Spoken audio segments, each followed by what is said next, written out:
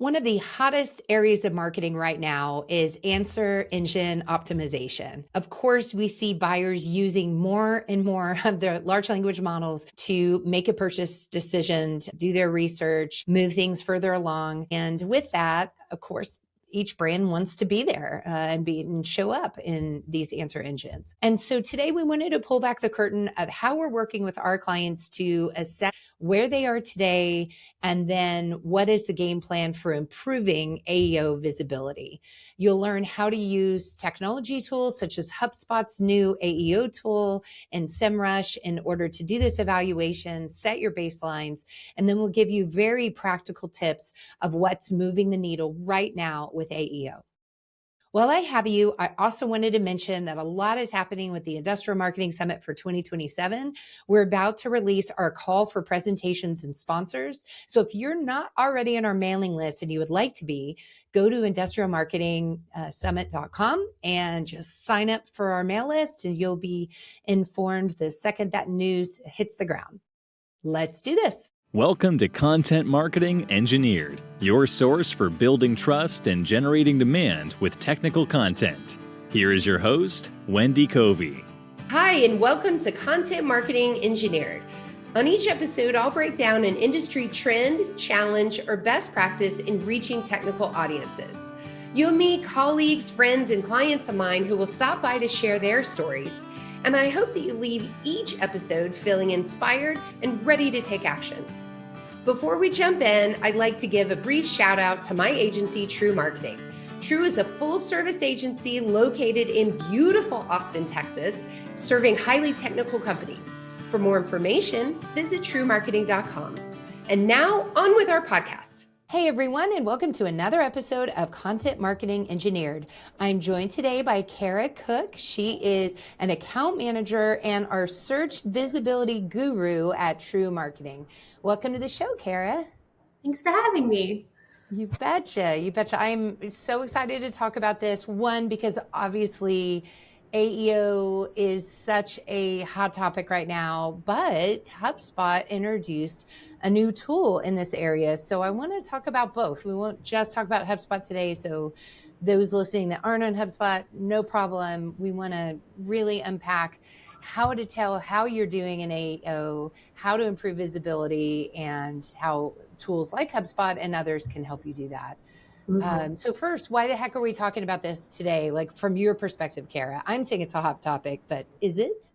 I know this topic has definitely evolved a lot over the last few months, the last couple of years, just with the introduction of AI and all that's changed. But what we're really seeing is zero click is the norm now. And so a lot of the organic traffic that we were seeing coming to websites was just declining year over year. And, it's like, what's driving that change? But search behavior is just fragmented now. People are not going to Google and you're typing in your inquiry, you're getting those, AI snippets, you're getting the overview answers, people are finding things on LinkedIn. And so even though your site might be performing well, you're just going to continue to see that traffic decline because behavior has changed.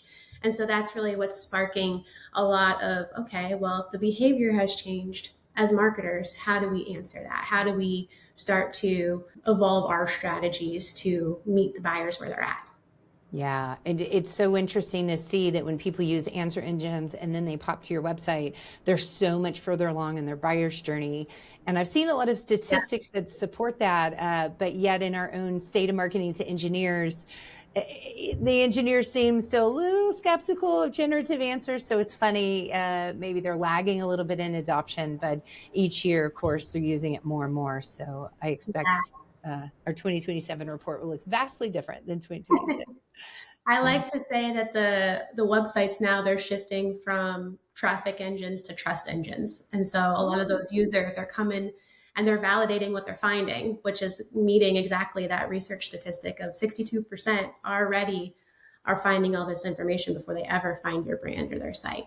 Yeah, love it. Okay, so all the time clients will come to us and say, hey, I want to show up. I want to do better. I don't even know if I'm showing up today, how much I'm showing up. So how do you go about assessing the current state of someone in this area?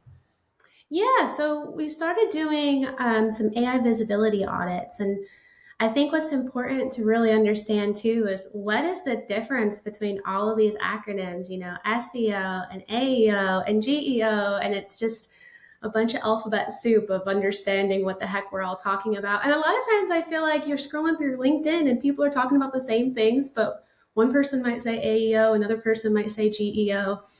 So I created myself a little checklist or cheat sheet, if you will, so that when I'm talking to clients, I can help explain the differences of these things. And so when we're thinking of SEO, I shouldn't say everyone knows SEO, but that's really like where we're coming from, right? That's that search engine optimization. That you're trying to rank your keywords on Google and on Bing, and you want to get those clicks. And so when we're talking about like zero-click marketing, that's what we're seeing decline, because of all of those AI overview answers at the top of that search results page. But then we've got AEO, which is the answer engine optimization. That's your AI overviews that are at the top of the page, the Google snippets. The goal there is to really be the answer that Google is pulling from. And then you're probably not going to get a click. A lot of times the answer is, answered at that point, and so you don't really need to dig further. But then GEO is different. That is generative engine optimization.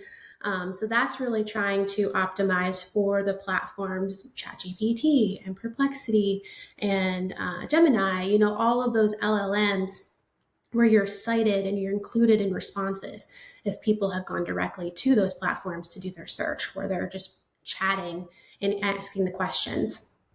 And so for that, you're really looking to improve your authority, gain context and trust within those models. And so again, there's often a lot of times no click. We're also seeing direct traffic increase where organic is decreasing.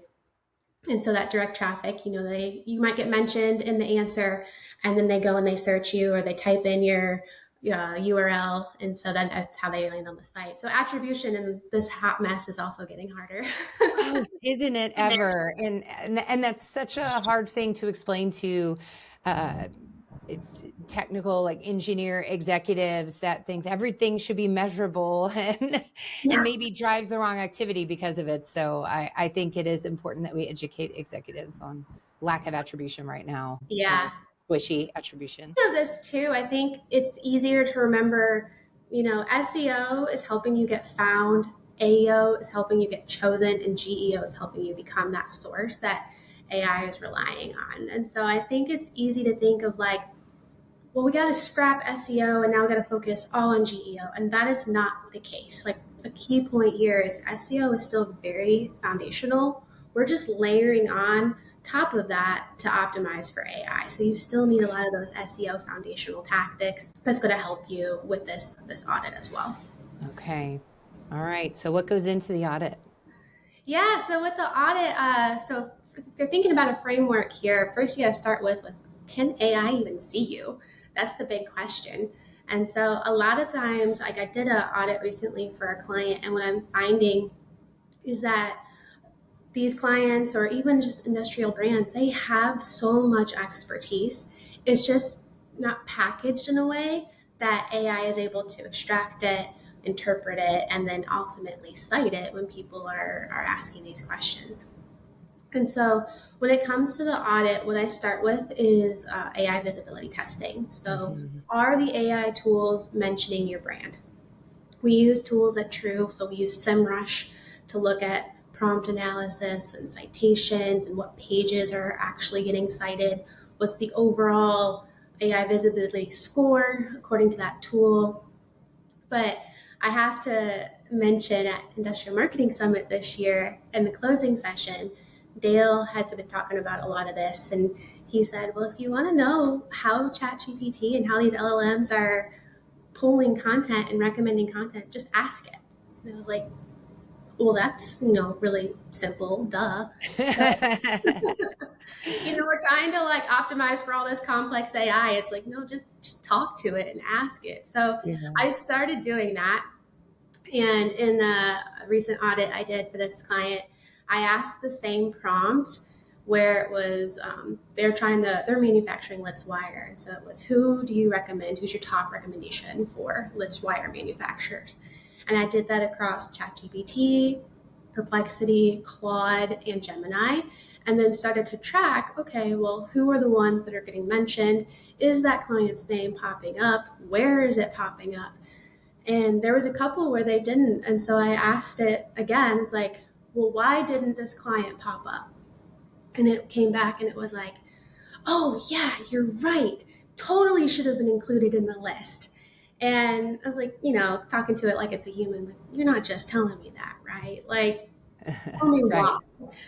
And so then it did. It truly went through like, no, I'm not just telling you that. They are very much should be included in this list.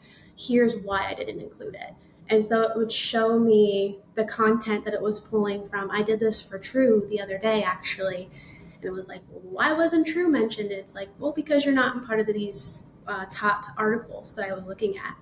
And so I think a nuance to know with all of this is my searches are going to be different than your searches. Different tools are going to pull up different things. But with this, visibility testing, what we're really trying to find is patterns and trends and just gain as much knowledge as we can so that we can then define how we need to move forward.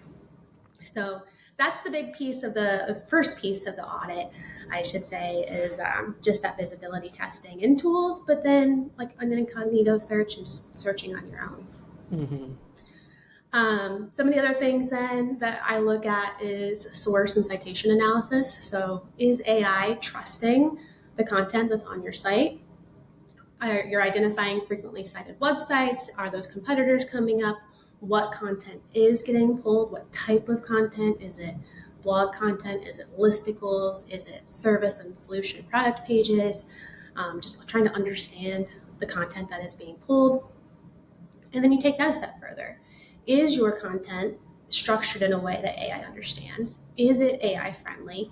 Do you have clear headings? Are they aligned with user questions? And so a lot of the sites that we work with, a lot of them come to us and they're very product heavy. And with this, AI searches, you're not searching necessarily for products. You may not know the product you need right off the bat. You're searching with a problem. And so really aligning your content to be more problem focused than product focused is also going to be helpful here. It feels when you say problem focused, I feel like we're kind of back to this long tail of search, with these long applications or things, very technical things that people are trying to solve. So, yeah. And it's logical that it would return to that. I think with answer engines, it seems even more appropriate to plug them in there than Google. Yeah, that is definitely a great point. It is totally increasing long tail behavior because, if you're going to ChatGPT and you're searching, going back to this client that does Litz wire, they're not just searching Litz wire. They're asking what Litz wire should I use for this application, or what compare Litz wire manufacturers, or whatever the case is. It's definitely more than just trying to rank for those keywords. And so in a way, we are going backwards. So Lee and I were talking about that the other day when we were looking at an audit we did for TREW, and she's like, I feel like we're just going back to things that we were doing years ago. And it's almost like what goes around comes around. Interesting. Okay, so you've looked at this current state, and it looks like testing outside of the company walls of that ChatGPT or whatever, that large language model instance, is important to get maybe slightly more unbiased. What about HubSpot's new tool? Are you using it during the audit, or are you maybe mainly SEMrush? Yeah, so it's interesting because when I was doing this audit in particular, the AEO tool had not been released yet. And so this was part of HubSpot's Spring Spotlight. It's currently in public beta. So anybody that has a Marketing Hub Pro or Marketing Hub Enterprise gets instant access to the tool. But then if you don't, if you're like on Starter or you're not in HubSpot, you can also pay a $50 a month membership or subscription to use the tool on its own. So for the audits that I have done, I didn't use the tool. I used the HubSpot AEO Grader, which is a free tool that anybody can access. It's on HubSpot's site. And what they do with that is they assess a lot of the same information that's baked into the new tool. But what's different is the new tool goes a step further in that it's connected to your CRM. It's connected to your data, connected to your content. So the output is way more customized, where this AEO grader is giving you brand visibility metrics, it's giving you sentiment analysis, competitor benchmarks, growth area recommendations. And so I used that as a starting point. And that was also, I should mention, across ChatGPT, Gemini, and Perplexity were the three that AEO grader uses. I also used SEMrush. That took it a step deeper, gave me similar information. And then I just used the platforms itself. So going into ChatGPT or Claude or what have you, and then just asking the prompts that I was coming up with on my own. Okay. But as far as the new tool, I'm really excited about that. HubSpot has come up and just announced all these new changes. It has changed so much in the last couple of years. But this tool in particular, I'm particularly excited about. Yeah. And so it is... it gives you brand visibility metrics. So you're seeing your percentage. If your brand is getting mentioned in 7 out of 10 AI answers, then it's telling you your brand visibility is 70%. And so then it's benchmarking that across competitors. So you're adding in your specific competitors and seeing where you fall compared to them. You're also seeing your trends over time. And so it'll show you on still the three tools, ChatGPT, Perplexity, and Gemini, how that brand visibility is trending. So are you trending up? Are you trending down? And so that just helps you assess, like, is your content still good on the site? Is it still relevant? Is it, being pulled into the answers in the way that you want that to be visible? It's showing share of voice from competitors. So I was just looking at TREWs this morning, and it's showing where we stand compared to who we consider competitors. Your sentiment analysis, which again was part of that free tool, but now it's baked in here into your CRM. And so is it overwhelmingly positive, when these tools are talking about you or referencing you, or is it negative, just getting a baseline of how it looks to your brand. Yeah. And so once you have this baseline in place, then obviously you're looking for areas of improvement. So how do you look at this? Do you have a framework? Do you have different buckets that you categorize these improvements into? How do you go about doing that? Yeah. So if you're using the AEO tool, there's a really nice feature that I like, that it gives you recommendations based on what it's finding. So it has recommended content where it's telling you this would be social amplification. This would be owned new content. This is outreach we recommend that you do. It'll tell you like the content type, like you should look at creating this listicle. Listicles are huge right now. We're seeing, top 10 B2B, manufacturing marketing agencies, or top 10 research reports, top 10 this, top 10 that. Those are getting cited quite a bit. But in this recommended content tool, it's also showing you which competitors are showing up for similar content. Which keyword should you be focusing on in this piece, if it's a blog, if it's a listicle. And once you publish it within HubSpot, within your marketing tools, it will start to show you the impact and how it's performing and how it's driving changes in that visibility. So that's a nice thing about the new AEO tool, is how connected it is to your specific CRM, your marketing tools, your content in general. Yeah. But just as a general framework, I like to bucket it into 4 different buckets of things to focus on for improvement. So I guess the first would be technical website improvements. Going back to the glory days of SEO, you still need internal linking. Like, remember when HubSpot was talking about topic clusters? Topic clusters are the big thing. And there is a tool in HubSpot for topic clusters that I think people forget about. But that is imperative here, so that AI is recognizing your expertise and tying your content together.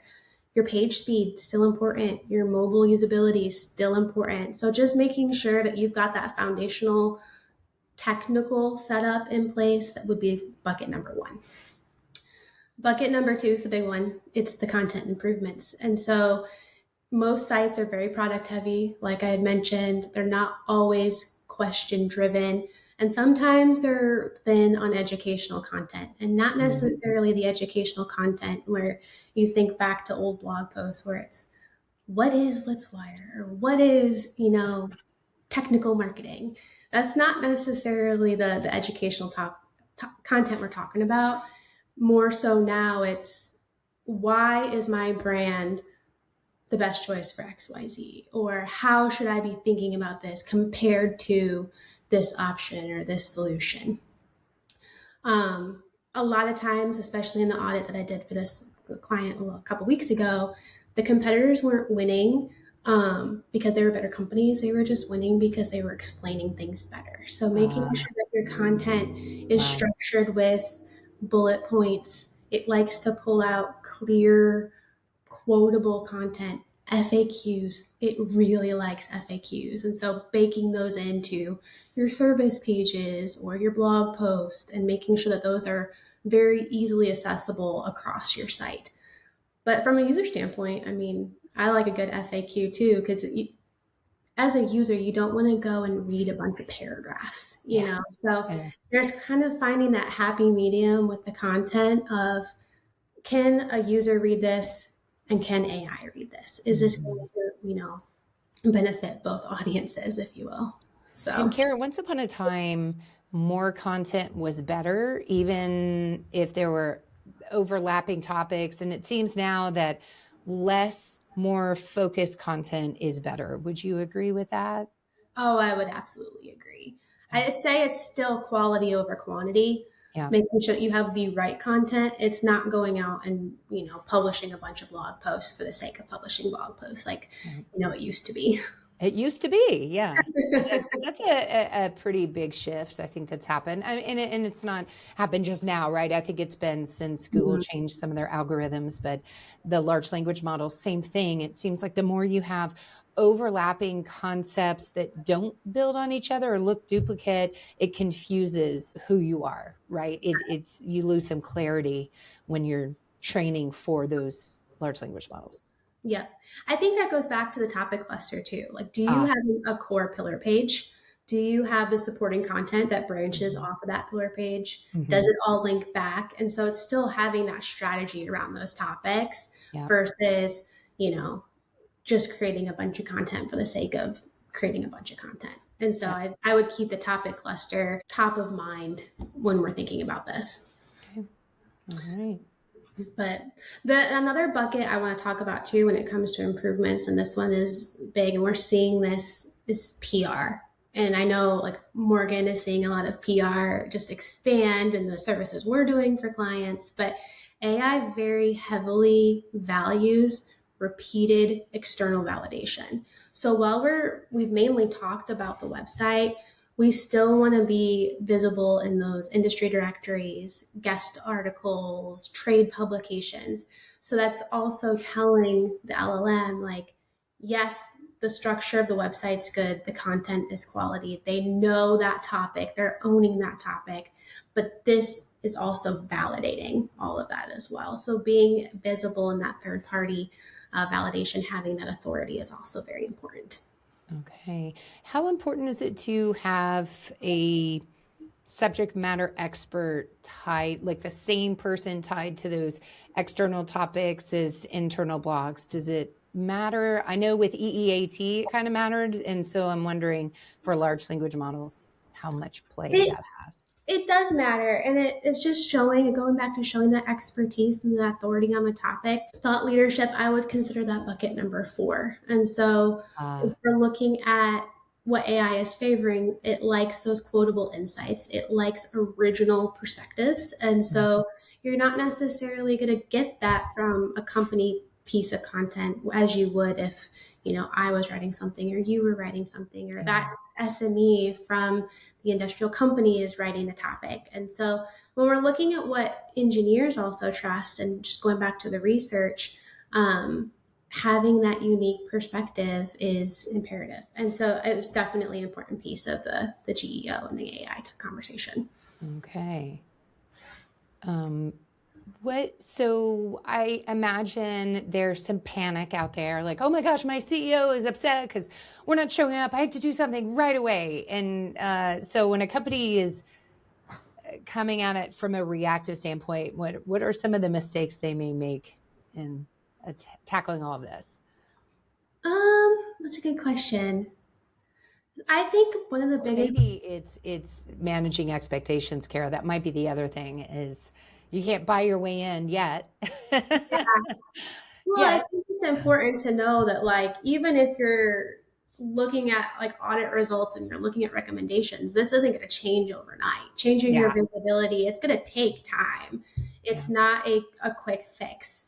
Um, but I think it is kind of important too, if you're managing those expectations, to be able to show, whether you're using a tool like the AEO tool in HubSpot or SEMrush, or if you're doing your own prompt analysis, to just show where things are falling and what's happening, explaining the zero click behavior. But I think what's easy to fall into is just something we talk about at TREW a lot, is running to the tactics before the strategy. So just publishing new content, again, for the sake of publishing content, doing the wrong tactics, that's not going to drive those changes. So really, you have to know where you stand before you know where you're going. And I think that's an important thing to remember here. Okay.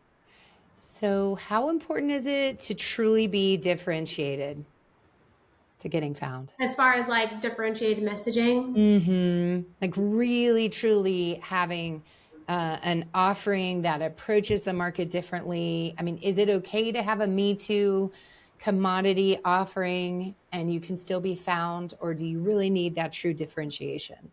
no, you really need that true differentiation. Yeah. So that was definitely one of the strongest themes that came out of the audit that I did for this client. Was they had the expertise, but they didn't have the content, the category signals, the differentiated messaging to tell, whether it's a buyer that's looking at their site or whether it's ChatGPT that's assessing the site, that they were different and they were a category owner. So they need that repeated messaging. They need that clear specialization on, this is why we are the choice. This is why we are the expert.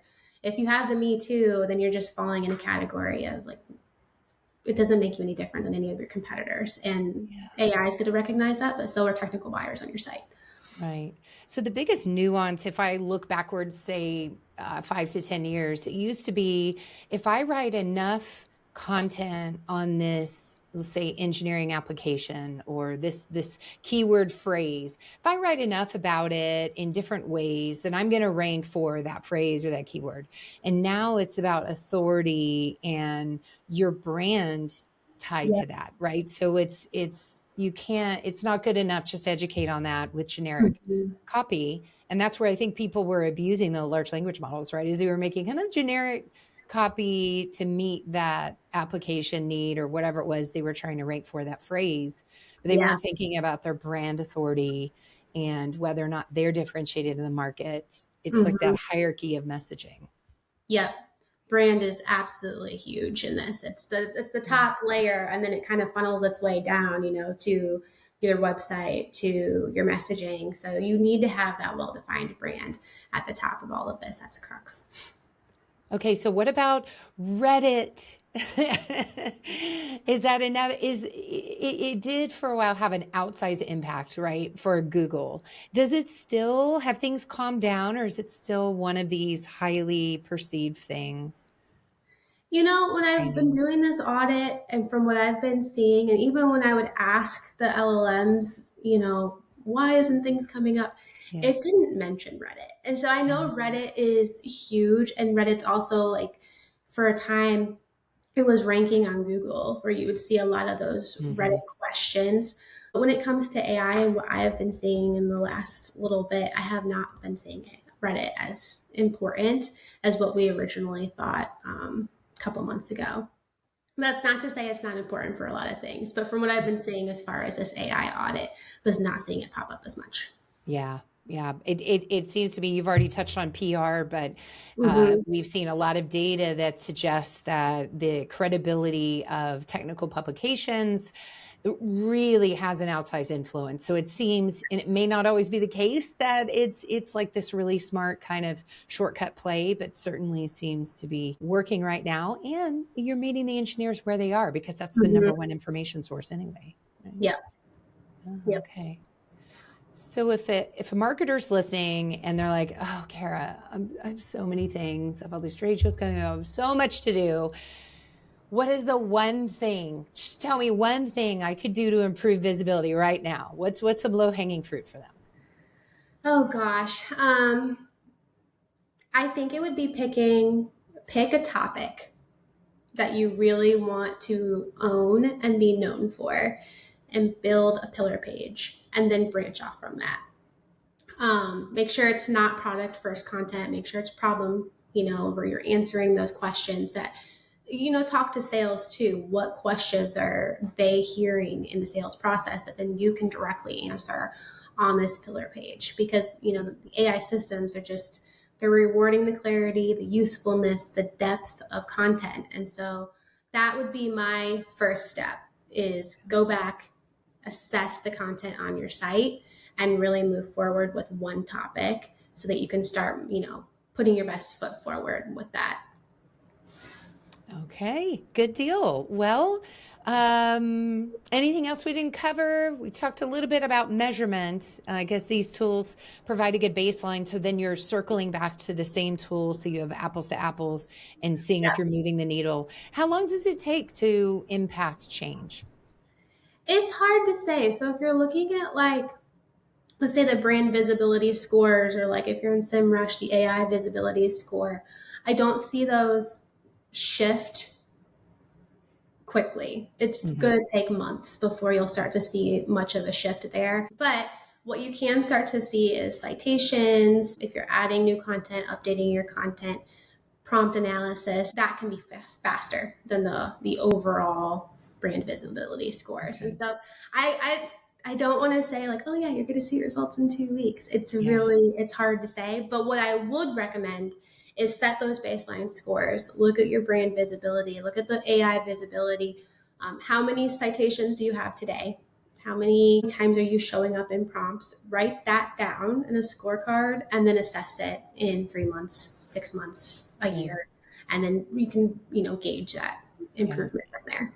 And if you're wiring a press release, if you happen to get a contributed article, you're going to see a spike there. Yes, especially if you're looking at recent news and things like that. But you have to have the companion, right, of all that content on your website to back that up, or it's going to be a spike that goes away if you're not reinforcing it on your owned property as well. Correct. Yep. Yeah. Okay. Very good. Well, Kara, where can people go to learn more and connect with you? So I'm on LinkedIn, so you can find me there. You can find me on the TREW blog podcast. I'll occasionally post some content there, but I'd say LinkedIn. Connect with me there. I will be linked in the show notes, I am sure. Absolutely. All right. Well, thanks for dropping by today, Kara. Thanks for having me. Thanks for joining me today on Content Marketing Engineered. For show notes, including links to resources, visit truemarketing.com/podcast. While there, you can subscribe to our blog and our newsletter and order a copy of my book, Content Marketing Engineered. Also, I would love your reviews on this podcast. So please, when you get a chance, subscribe and leave me your review on your favorite podcast subscription platform. Thanks and have a great day.